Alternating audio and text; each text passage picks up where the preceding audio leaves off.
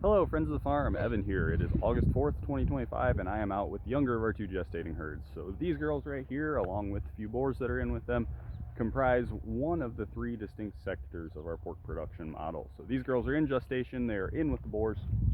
These girls are getting bred and they're carrying those babies, getting bred and being pregnant up until they get to the point that they are ready to go to the different farm. Once they start having milk on them, once they start lactating, getting within that 1 to 2 week range from having their babies, we move them over to the farrowing farm, which would be somewhere over in there. You can see it. Got about 60 pens over there, different model over there in the woods, less frequent moves.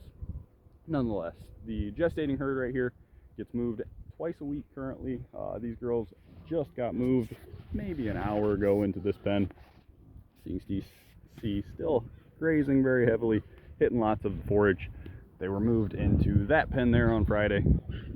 Have a little over 200 in this herd, so we can get some pretty incredible animal impact with them. We're really reevaluating, kind of figuring everything out again this year. So over the past several years, we have ran the sows in conjunction with sheep in a leader follower rotation. So the sheep were moved just in front of the pigs, moved every single day.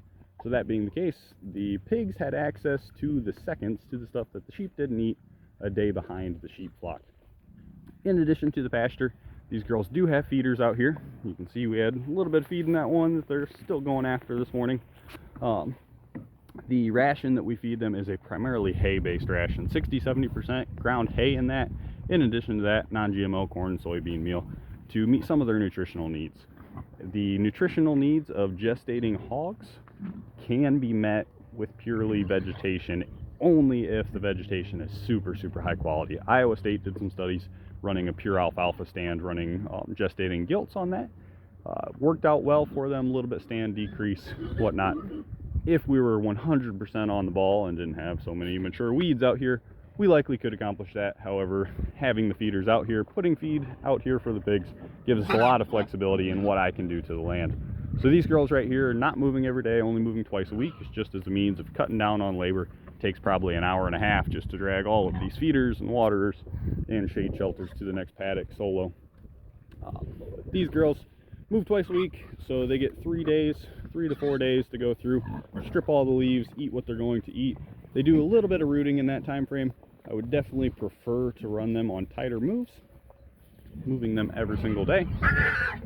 And they're a little bit worried about each other, a little packed up around the feeder, so as you can hear, get a little bit mad at each other.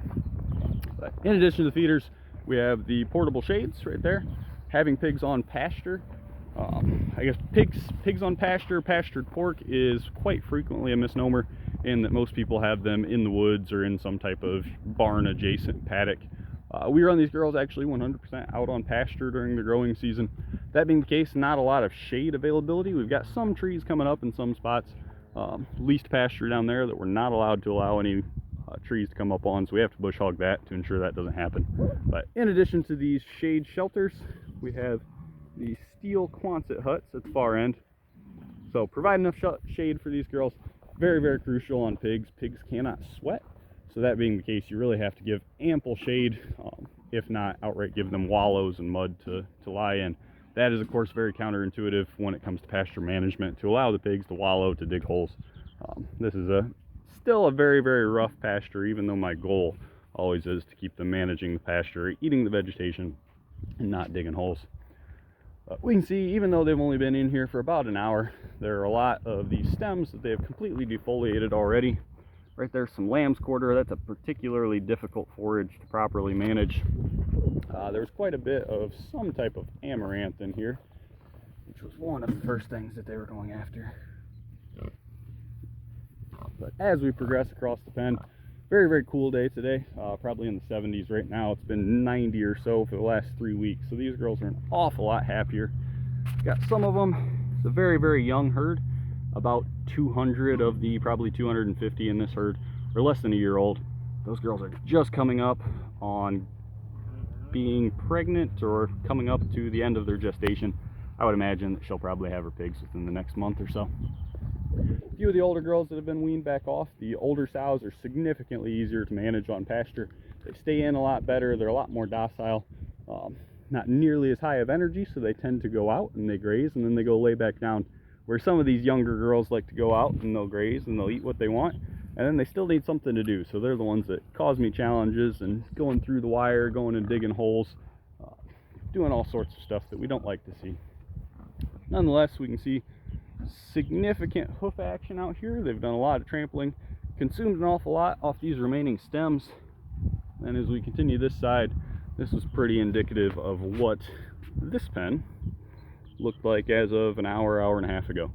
So already in that short time period, they have consumed a significant amount of the forage. When these girls get moved again on Thursday morning, there will be very, very little leaf material left, and the vast majority of these stems will be trampled down to the ground.